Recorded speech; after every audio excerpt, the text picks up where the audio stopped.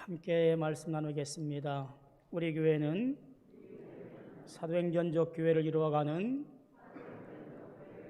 신앙 공동체입니다. 늘 강건하시고 주 안에서 승리하시기를 주님의 이름으로 소망하며 축원합니다. 영육간에 늘 건강이 가득하여서 주의 믿음을 따라 매 순간순간마다 감사와 찬송이 넘치게 되어지기를 소망합니다.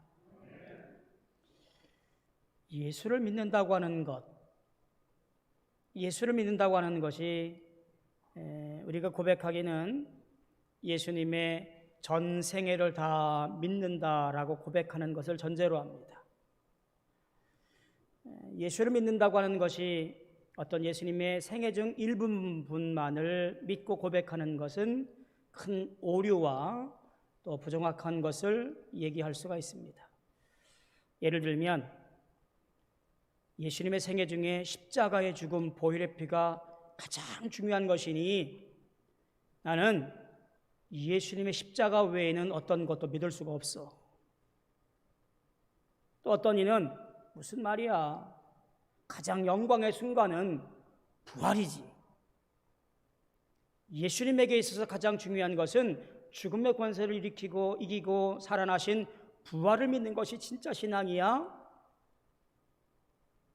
혹자는 무슨 얘기야? 그건 다 이제 지나간 얘기고 앞으로 이루어질 주님의 재림을 믿는 것이 진짜 신앙이야. 그게 예수 믿는 거지?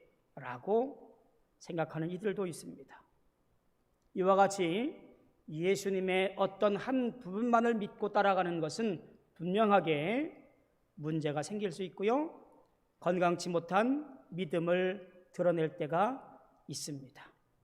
그것이 우리가 유독 보여지는 이단들의 경향 속에서 드러나게 되어져요. 예수를 믿는다고 하는 것은 예수님의 전 생애를 믿고 고백하는 신앙이에요. 이 신앙에서 어느 것 하나 누락되어지거나 고백되어지지 아니하면 우리의 믿음은 생각해 봐야 할 믿음이에요. 예수님의 전생애를 믿고 고백하는 성도들 되어지기를 주의 이름으로 축원합니다. 예수님의 탄생과 예수님의 공생의 십자가의 죽음과 그리고 부활하심과 그리고 앞으로 오실 재림의 순간 예수님의 모든 시간을 다 믿는 것, 그것이 우리의 믿음의 전제가 되어지고 고백이 되어지고 그런 신앙을 토대로 우리의 신앙생활을 열심히 해나가시기를 소망합니다.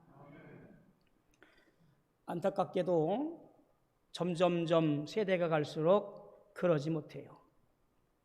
2019년 4월 20일자 독일 슈피켈지에 보면 표지에 아주 어마어마한 표지 제목이 붙어 있습니다. 뭐라고 되어 있냐면 신은 믿지만 예수의 부활은 믿지 않는다. 이게 표지 제목이에요. 독일의 신학이 굉장히 발전을 했고 마틴 루터 같은 종교 개혁자들도 등장한 것이 독일 신학이고 신앙이에요. 독일 인구의 약 60% 정도가 넓게 봐서 가톨릭, 개신교 다 합해서 한 60% 정도 되는 것이 독일의 상황이에요. 그들에게 있어서 신은 믿지만 예수의 부활을 믿지 않는다라고 하는 표제가 붙어 있으면서 설문조사를 한 거예요.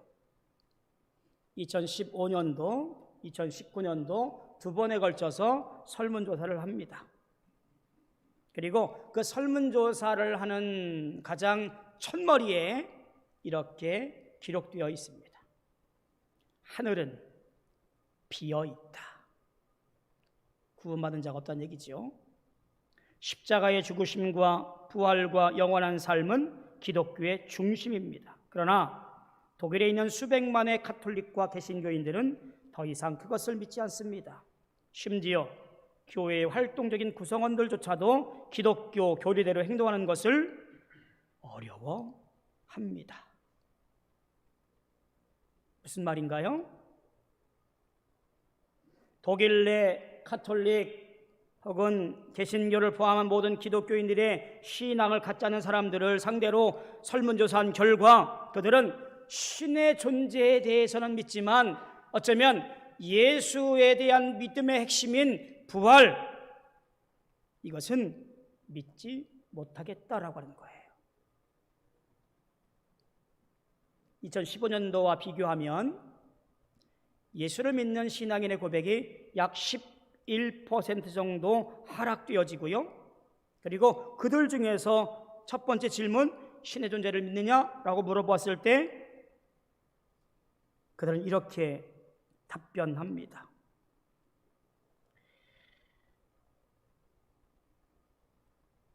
신의 존재를 믿지만 예수의 부활을 믿지 않는다라는 것들이 가톨릭 성도들 중에는 61% 정도가 못 믿겠다. 개신교, 즉 기독교 인구 중에는 58%가 믿지 못하겠다. 비기독교인은 22% 정도가 믿지 않는다라고 답변합니다. 그러니까 예수의 부활을 믿지 않고도 교회 다니고 신앙생활하는 사람들이 개신교 성도들 가운데 42% 정도가 교회를 다니고 있는 거예요. 기독교인이라고 하는 이 단어를 어떻게 정의할까가 심각한 시대에 살고 있는 거예요. 한국도 별반 다름없습니다.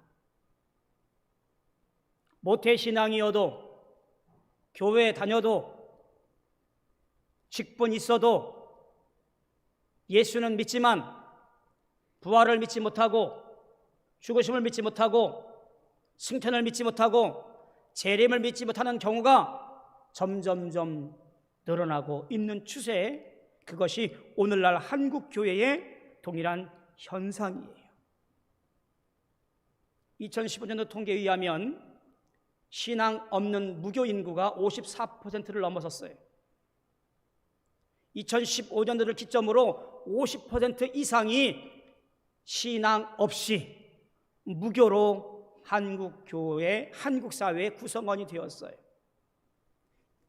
그들 중 예수를 믿는다라고 고백한 인구는 더욱더 줄어들었는데 그들 중에서 부활을 믿고 승천을 믿고 재림을 믿는 인구는 더욱더 적다라는 거지요. 그러니 도대체 기독교인, 예수를 믿는다라고 고백하는 이들의 모습을 어떻게 정의할 수 있을까? 전통적으로 신의 존재를 믿는 사람, 예수의 죽음과 부활과 영생을 믿는 것으로 정의됐던 것이 사실이었습니다만 지금의 모습은 이제 다 깨어지고 심각한 믿음의 토대와 신앙의 토대가 무너진 시대에 살고 있습니다. 교회의 일원으로 신앙생활하는 것이 내 인생의 가장 큰 영향력으로 느껴지던 시대에서 이제는 마치 액세서리처럼 필요하면 달고 필요 없으면 떼어내고, 이것이 기독교의 신앙의 현 주소가 되어져 버렸어요. 얼마나 안타까운 일인지 알 수가 없습니다. 더욱이 코로나라고 하는 이 위험한 시기는 더욱더 우리가 교회 생활로부터 신앙인들이 점점점 멀어져 가게 되어지는, 예수를 중심으로 한 이 신앙의 모습이 이제는 점점점 희미해져 가게 만든 하나의 요인이 되어지기도 했더랬습니다. 이런 시기에 우리는 사순절을 보내고 있는 거예요. 지난주 수요일 우리는 제2수요일 예배, 성의 수요일 예배를 통하여 우리 이마에 십자가를 그리며 흙으로 왔으니 흙으로 돌아갈 존재인 것을 선언했습니다. 나는 아무것도 아닙니다. 오직 하나님의 인도하심과 주님의 놀라운 사랑으로 살아갈 존재입니다라고 고백하며 우리의 죄를 회개하기로 결단했습니다. 이제 우리는 사순절 기간을 보내고 있습니다. 이 기간 동안에 내 신앙이 정말로 주님의 전생애를 믿는 온전한 신앙인인가라는 것을 다시 한번 점검하고, 내 신앙이 주님의 이 땅에 오심과 그리고 이 땅에서 사심과 십자가의 그리고 죽으심과 부활과 승천과 재림을 온전히 믿는 신앙인으로 다시 한번 거듭나서 믿음을 고백할 수 있는 우리의 모습이 되어지기를 주님의 이름으로 소망하며 부탁을 드립니다. 사순이 뭘까요? 한자어예요. 넉사자에 열순자, 40이란 뜻이에요. 이 사순이란 말은 솔직히 말하면 별로 의미가 없어요. 영어에 보니까 렌트라고 되어 있더라고요. 봄이라는 어원을 갖고 있는 거예요. 만물이 소생하는 계절인 봄. 사순절이라는 뜻을 의미적으로 볼 때 내 영적인 삶이 다시 한번 죄로부터 죽었던 것들이 봄 눈 녹듯이 다 녹아버리고 소생하기를 기대하면서 기다리는 기간, 그게 사순절인 거죠. 그러면 왜 굳이 40일일까? 50일도 되고 20일도 될 텐데, 하나님의 능력이라면 하루면 그만일 텐데 왜 40일일까? 성경에서 40일은 꽤 중요한 날입니다. 더욱이 이스라엘의 한 세대를 구분할 때 40년이라고 규정을 해요. 한 세대가 40년. 오늘날 우리는 100년을 꼽는데 그렇게 생각해요. 한 세대라고 하는 것도 있겠습니다만 40이라는 것 의미가 있어요. 노아의 홍수 40일. 종살이 하던 이스라엘 민족들의 연수가 40년간 광야에 나와서 광야 생활을 하지요. 모세가 저 호렙산에서 하나님의 계명을, 시내산에서 하나님의 계명을 할 때 40주야를 머물게 되어지고요. 그리고 엘리야가 하나님의 산 호렙으로 가기 위해서 40일 동안 밤낮으로 여정을 따라가게 되어지고요. 예수님께서 공생애를 시작하기 전에 저 광야에서 40주간 주야간 단식 기도를 하시기도 하시고요. 또 부활하셔서 승천하기까지 제자들과 40일 동안을 머물러 계셔요. 성경에서 40이라고 하는 것을 쭉 찾아보니까 결국 40이라고 하는 것은 하나님께로 향해 가기 위한, 주님께로 향해 가기 위한 참회와 속죄로 우리의 모든 삶을 다시 한번 점검하고 바르게 하고 주님 만나기 위한 합당한 준비를 위한 기간, 이것이 40일이라는 것과 연결되어져 있는 것을 보게 되어집니다. 그럼 이 40일을 어떻게 보내야 될까? 답이 나오겠지요. 40일 동안 우리는 하나님 만나기 위해서 우리의 신앙을 다시 한번 잘 점검하고, 죄가 있던 것은 주 앞에 회개하여 용서함 받고, 신앙이 굳은 것들은 다시 한번 깨어서 기경을 하고 말씀이 온전히 뿌려질 수 있도록 옥토로 만들 뿐만 아니라 굽어진 신앙의 잘못이 있거들랑 다시 한번 올곧게 펴서 주 앞에 이끌어갈 수 있는 놀라운 첩경으로 만드는 것이 이 40일 사순절의 기간에 해야 할 우리의 모습이라는 이야기예요.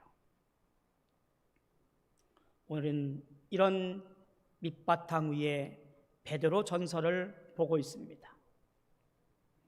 베드로 전서가 우리에게 말하고 있는 가장 중요한 목적들이 있어요. 베드로 전서는 쉽게 이런 표현을 쓰지요. 고난의 때 위로하기 위한 서신이었습니다. 초대 교회 시절이 다 어려웠지만 베드로 전서를 바탕으로 하고 있는 이 시기는 로마의 대화재가 있었고, 그 화재의 원인으로 기독교인들을 지명합니다. 그들을 잡아들이지요. 이들의 핍박을 피해서 뿔뿔이 다 흩어지고 죽음 앞에 있더라도 신앙을 지키기 위해서 저 갑바도기아 굴을 파들어 가서 거기서 몸을 숨기면서 벽화를 그리면서 말씀을 가르치면서 신앙을 지켜왔고, 저 카타콤베 혹은 대린구유 땅속으로 파들어가서 그곳에서 빛 한 줌 없는 곳에서 병 들어가면서 믿음을 지켰던 이들의 모습이 바로 그 배경으로 하고 있어요. 예수 믿는 것이 고난이었고 예수 따르는 것이 곧 죽음이었던 때, 그때가 베드로 전설을 읽고 있는 최초의 수신자들의 상황인 거예요. 베드로는 그들에게 서신을 보내어서 그들에게 권면하고 있는 겁니다. 1장부터 쭉 읽어오면 등장하는 단어들이 있어요. 인내, 연단, 소망, 나그네. 첫 번째 수신자들의 상황이 이러할진대 너희가 지금 당하는 고난은 앞으로 있어질 소망을 위한 연단의 과정인 것이고, 이 연단의 과정을 잘 인내하고 참고 기다리면 우리에게 소망 중에 승리할 것이라고 권면하고 있는 거예요. 나그네와 같은 삶이지만 어느 누구 하나 반가이 맞아들이면서 그를 끌어안을 만한 것이 없는 인생이지만, 우리가 인생을 다 마친 후에 하나님 나라에서 두 팔 벌려 나를 안고 계실 주님을 기억하며 살아갈 것이 우리의 나그네 된 삶이라고 얘기합니다.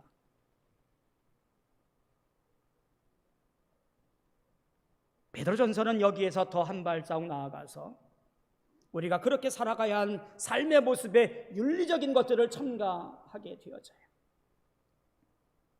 근거를 뭐로 삼으냐면요, 예수를 본받아야 되기 때문이라고 첫 번째 이유를 말합니다.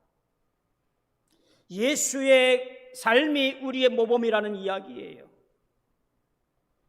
2장 18절로 25절에 보면 사환들에 대한 권면이 있는데요, 이 사환들, 주인과 종의 관계 속에서 늘 주인이 원하는 일을 하면서도 고난받고 핍박받고 서러움 당하고, 그럼에도 불구하고 그들에게 권면합니다. 그런다고 하더라도 원망하지 말고 불평하지 말고 참으라고 권면해요. 왜냐하면 예수님께서 그러하셨기 때문이라는 이야기예요. 오직 하나님의 뜻일진데 악을 행함으로 고난받는 것보다 나으니라. 4장 13절에도 보니까 그리스도의 고난에 참여하는 것이 가장 즐거운 일이고 기뻐할 일이라고 당부하고 그에게 말합니다. 베드로 자신도 본인을 드러날 때에 그리스도 고난의 종이라고 본인을 소개해요. 예수님이 그러하셨기에 오늘 고난받는 것이 기뻐하고 즐거울 일이지 원만과 불평의 일이 아니라고 다그칩니다. 또 하나는 이 모든 구원의 근거가, 바로 이 권면의 근거가 구원에 있다라고 말하는 거예요. 오늘 내가 고난받고 살아가는 것은 구원을 위한 것이라는 이야기예요. 모든 악독과 외식과 비방을 버리고 신령한 것을 삼아온 이 권면들은 이제 우리가 믿음으로 살아가면서 구원의 길에 이르는 가장 중요한 길임을 그들에게 설명하는 거예요. 어떤 상황이 있다 할지라도 믿음을 향한 신실함으로 오늘 살아가라고 말합니다. 왜 그럴까요? 오늘 너희들은 선택받은 자들이고 성령께서 거룩하게 하신 자들일 뿐만 아니라 예수 그리스도의 핏부림을 통해서 구원 얻은 자들이기 때문이라고 강조해요. 보배로운 산돌이신 예수 그리스도와 함께 모퉁이 들인 예수님과 함께 신령한 집을 만들어갈 자들, 그것이 너희이기 때문에 오늘 우리는 인내하고 참고 견디며 구원의 길을 걸어가라고 말합니다. 그래서 그를 모두 믿는 자들에게는 택하신 족속이요 왕같은 제사장들이요 거룩한 나라요 그의 소유된 백성이라고 우리의 정체성을 분명히 말하고 있는 거예요.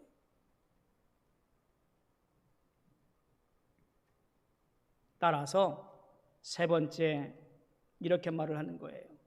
선을 행하라. 이 선을 행하라는 말을 너무 쉽게 생각하면 안 돼요. 착하게 살아라 그런 말이 아니에요. 바르게 살아라 그런 말이 아니에요. 예를 들어서 이렇게 베드로가 설명을 해요. 권세자와의 관계, 혹은 주인과의 관계, 혹은 아내와 남편의 관계를 설명하면서 선을 행하는 것이 어떤 것이냐? 이 관계의 모습으로 설명을 합니다.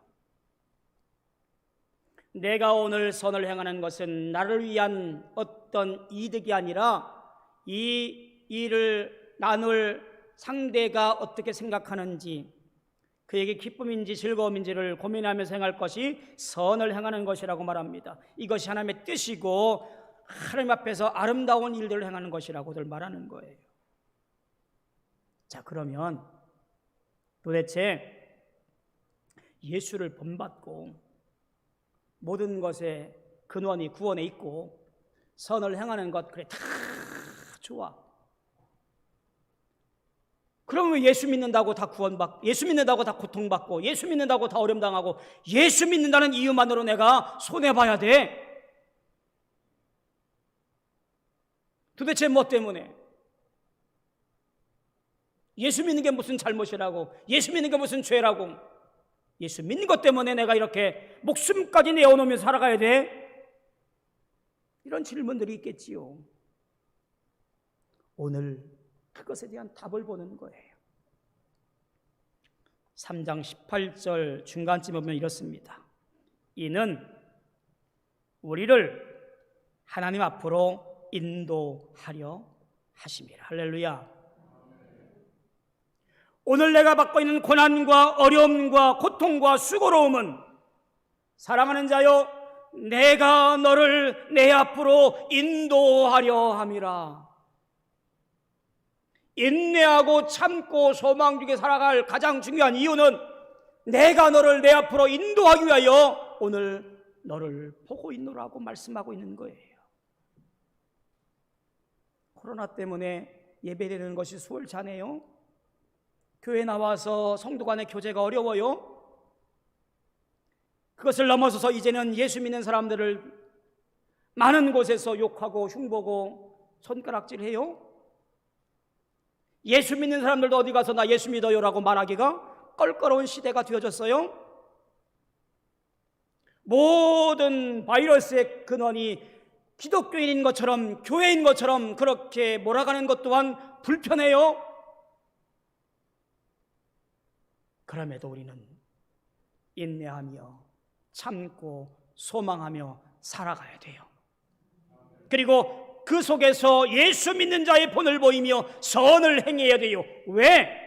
이를 통하여 우리가 하나님 앞에 온전히 서 있을 수 있도록 하기 위함이기 때문에 그렇습니다. 하나님은요, 놀라운 계획이 있으세요. 하나님은요, 놀라운 섭리를 행하고 계셔요. 인간을 흙으로 빚어 창조하시고 그 코에 생기를 불어넣어 생명이 되게 했습니다. 살아있는 영이 되게 했어요. 하나님과 함께 거닐며 화목하며 교제하며 이야기하며 기뻐하자라고 했는데 죄가 들어와서 화목이 깨져버려요. 죄로 인해 에덴 동산에서 쫓겨나고 하나님과 멀어지게 되었습니다. 하나님과 화목하게 만들어진 사람은 이제는 화목할 수 없이 죄의 노예가 되어서 살아가게 되었더랬습니다. 하나님은 그들을 보면서 안타까워했겠지요. 어찌할꼬? 하나님은 놀라운 계획을 세워요. 저들의 죄값을 대신 치루어야 되겠다라고 하는 계획이에요. 조건이 있어요. 대속물로 드려질 죄값을 치를 이는 무흠, 즉 흠이 없어야 됩니다. 죄가 없어야 돼요. 이 조건을 충족할 만한 것은 보니 독생자 예수 그리스도 한 분뿐이었습니다. 하나님은 결단합니다. 예수 그리스도를 이 땅에 보내어서 많은 사람들의 죽음의 죄값을 대신 치르는 희생제물 어린 양이 되어지게 하셔서 죽을 수밖에 없는 영혼들을 살리시기로 결단하시고 이 땅에 예수를 보내시는 거예요. 그 마음이 찢어지게 아팠을 하나님이셨지만 이 땅에 성자 예수를 보내주시고 그를 통하여 한 번 드려 단번에 그 모든 죄값을 치르도록 해드렸습니다. 이스라엘 백성들은 대속죄일에 매년 자기 죄를 속죄함 받기 위해서 제물을 끌고 올라와서 자기 죄를 속하면서 제물을 드려왔습니다. 매년 매번 그러했습니다. 그러나 하나님은 예수 그리스도를 단번에 한 번에 모든 죄를 사하셔서 깨끗이 하도록 해드렸습니다. 사랑하는 성도 여러분, 하나님의 계획과 섭리 가운데 우리 모든 사람들은, 예수 믿는 모든 사람들은 죄를 씻어주시고 주 앞에 온전히 설 수 있는 놀라운 하나님의 사람으로 구별되어 살아가도록 해드렸습니다. 기억하셔야 돼요. 성도의 모범인 예수 그리스도는 육체로 죽임을 당하셨지만 영으로 살리심을 당하셨습니다. 받으셨습니다. 물론 이것은 죽으심과 부활을 말하는 거지요. 육체로 혹은 영으로 이와 같은 것들은 고난을 받으셨지만, 그러나 육체의 고난으로 끝나는 것이 아니라 하나님의 뜻을 따라 살아야 할 가장 중요한 근거가 거기 있음을 말하는 것임을 우리는 보게 되어집니다.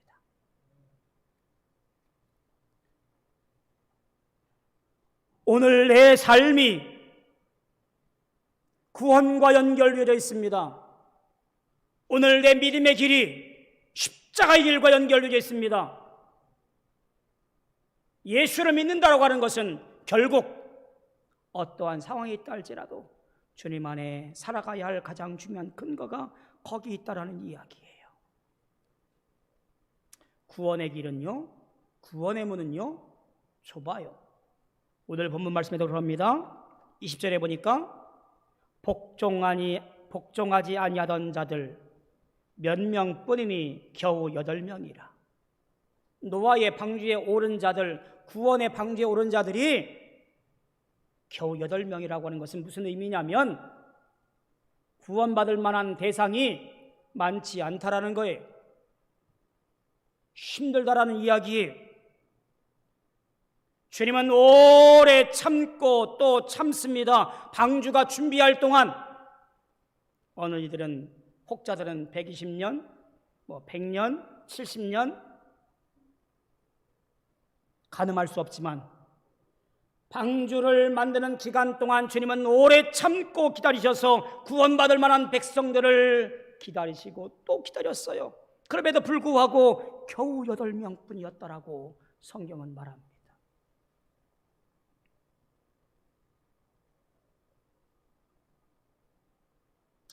오늘 내 삶이 저 영적인 승리의 길에 우리의 소망이 따라간다면 오늘 나는 지금 어디로 가고 있는가? 나에 대한 예수에 대한 믿음은 과연 얼마만큼이고 무엇인가라는 건 분명한 정체성과 길이 뚜렷해야 된다는 거예요.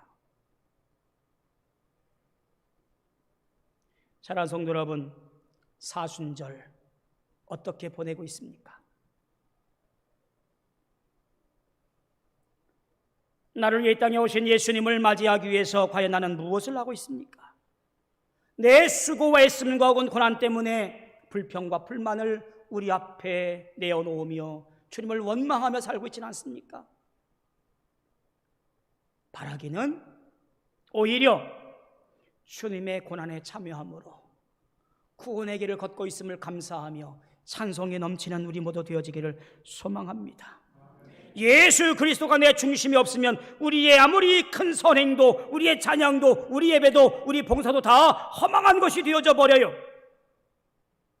내 신앙이 올곧게 세워지고 내 신앙이 주 앞에 굳건히 세워져서 그렇게 살아갈 때에 우리는 여호와 니시 승리의 깃발을 온전히 세워서 주 앞에 찬양할 수 있는 삶, 그것이 바로 성도의 삶이고 사순절의 삶이라는 것을 꼭 기억하시기를 소망합니다. 주님은 오늘도 우리와 함께 하십니다. 사랑하는 자여, 내가 내 앞에 서 있기를 원하노라 말씀하시면서 우리를 눈동자와 같이 지켜 보호하실 줄 믿습니다.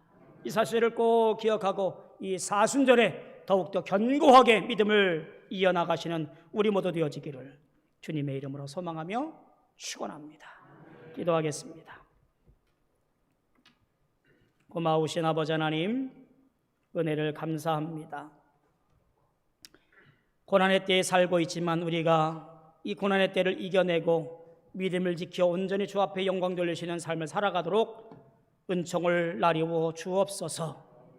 원망이나 불평이 아니라 감사와 찬송과 기쁨이 넘치는 우리 모두 되어지게 역사하여 주시옵소서.